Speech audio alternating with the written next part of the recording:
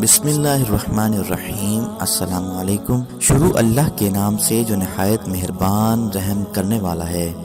13 رجب المرجب یوم ولادت امیر المومنین شیر خدا حضرت علی المرتضیٰ رضی اللہ تعالیٰ عنہ، خلیفہ چہارم سیدنا حضرت علی المرتضیٰ رضی اللہ تعالیٰ عنہ کے فضائل و مناقب اور کردار و کارناموں سے تاریخ اسلام کے اوراق روشن ہیں، جس سے قیامت تک آنے والے لوگ ہدایت و رہنمائی حاصل کرتے رہیں گے۔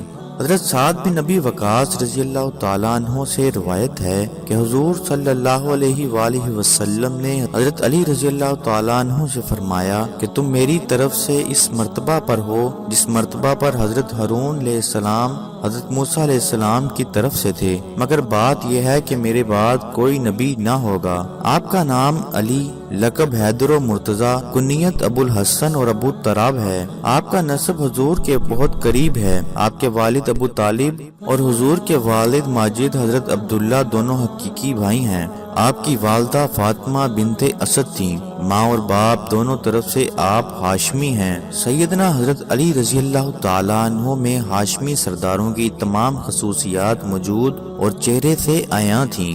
عبادت و ریادت کے آثار بھی چہرے پر موجود تھے۔ بدن دوہرا، قد میانہ، چہرہ روشن و منور، داڑھی گھنی اور حلقہ دار، ناک بلند، رخساروں پر گوشت، غلافی اور بڑی آنکھیں، پیشانی کشادہ، کاندھے بھاری اور چوڑے، بازو اور کلائیاں گوشت سے بھری ہوئیں، سینہ چوڑا، چہرہ پر مسکراہٹ اور پیشانی پر سجدے کے نشان، معمولی لباس زیب بدن فرماتے۔ آپ کا ابا اور امامہ بھی سادہ تھے۔ گفتگو علم و حکمت اور دانائی سے بھرپور ہوتی۔ بچپن سے نہ صرف حضور کے ساتھ رہے بلکہ آپ ہی کی آغوش محبت میں پرورش پائی۔ آپ نے ان کے ساتھ بالکل فرزند کی طرح معاملہ کیا اور اپنی دامادی کا شرف بھی عطا فرمایا۔ حضور کی سب سے چھوٹی اور لاڈلی بیٹی خاتون جنت سیدنا حضرت فاطمہ الزہرا رضی اللہ تعالی عنہا کے ساتھ آپ کا نکاح ہوا اور ان سے آپ کی اولاد ہوئی۔ صحابہ کرام رضی اللہ تعالی عنہ میں جو لوگ اعلیٰ درجہ کے فصیح و بلیغ اور اعلیٰ درجہ کے خطیب اور شجاعت و بہادری میں سب سے فائق مانے جاتے تھے، ان میں آپ کا مقام و مرتبہ بہت نمایاں تھا۔ خلیفہ چہارم سیدنا حضرت علی المرتضیٰ رضی اللہ تعالی عنہ میدان جنگ میں تلوار کے دھنی اور مسجد میں زاہد شب بیدار تھے،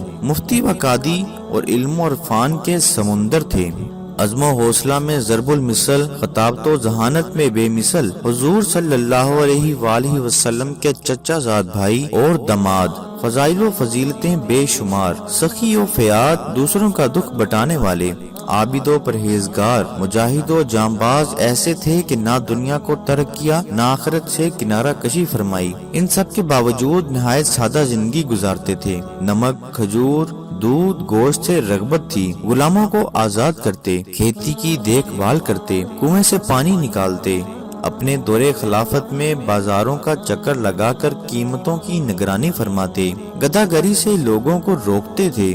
جب نماز کا وقت آتا تو آپ کے بدن پر لرزہ طاری ہو جاتا اور چہرے پر زردی چھا جاتی۔ کسی نے اس کی وجہ پوچھی تو فرمایا کہ اس کی امانت کی ادائیگی کا وقت ہے جس کو اللہ تعالیٰ نے آسمانوں، زمین اور پہاڑوں پر اتارا، تو وہ اس بوجھ کو اٹھانے سے عاجز ہو گئے۔ آپ میں عز و انکساری نمایاں تھی۔ اپنے عہدے خلافت میں بازاروں میں تشریف لے جاتے، وہاں جو لوگ راستہ بھولے ہوئے ہوتے انہیں راستہ بتاتے، بوجھ اٹھانے والوں کی مدد کرتے۔ تقوی اور خشیت الہی آپ میں بہت زیادہ تھی۔ ایک بار آپ ایک قبرستان میں بیٹھے تھے کہ کسی نے کہا کہ اے ابو الحسن، آپ یہاں کیوں بیٹھے ہوئے ہیں؟ فرمایا، میں ان لوگوں کو بہت اچھا ہم نشین پاتا ہوں کہ یہ کسی کی بدگوئی نہیں کرتے اور آخرت کی یاد دلاتے ہیں۔ ایک مرتبہ آپ قبرستان میں تشریف لے گئے اور وہاں پہنچ کر قبر والوں کی طرف متوجہ ہو کر فرمایا، اے قبر والو، اے بوسیدگی والو، اے وحشت و تنہائی والو، کہو کیا خبر ہے، کیا حال ہے؟ ہماری خبر تو یہ ہے کہ تمہارے جانے کے بعد مال تقسیم کر لیے گئے اور اولادیں یتیم ہو گئیں، بیویوں نے دوسرے شوہر کر لیے، یہ تو ہماری خبر ہے، تم بھی اپنی خبر سناؤ۔ اس وقت کمیل نامی شخص آپ رضی اللہ تعالیٰ عنہ کے ہمراہ تھے۔ وہ بیان کرتے ہیں کہ اس کے بعد حضرت علی رضی اللہ تعالیٰ عنہ نے فرمایا، کہ اے کمیل، اگر ان مردوں کو بولنے کی اجازت ہوتی تو یہ جواب دیتے کہ بہترین سامان آخرت پرہیزگاری ہے۔ اس کے بعد حضرت علی رونے لگے اور فرمایا، اے کمیل، قبر اعمال کا صندوق ہے اور موت کے وقت یہ بات معلوم ہوتی ہے۔ ایک مرتبہ جلیل القدر صحابی سیدنا حضرت امیر معاویہ رضی اللہ تعالی عنہ کے اصرار پر زرار اسدی رحمت اللہ علیہ نے خلیفہ چہارم حضرت علی کے اوصاف و صفات بیان کرتے ہوئے کہا کہ اللہ کی قسم، حضرت علی المرتضیٰ بڑے طاقتور تھے، فیصلے کی بات کہتے تھے اور انصاف کے ساتھ حکم دیتے تھے۔ علم و حکمت ان کے اطراف سے بہتے تھے، روتے بہت تھے اور فکر میں زیادہ رہتے تھے۔ لباس ان کو وہی پسند تھا جو کم قیمت ہو اور کھانا وہی مرغوب تھا جو ادنا درجہ کا ہو۔ ہمارے درمیان بالکل مساویانہ زندگی بسر کرتے تھے۔ وہ ہمیشہ اہل دین کی تعظیم کرتے تھے اور مساکین کو اپنے پاس بٹھلاتے تھے۔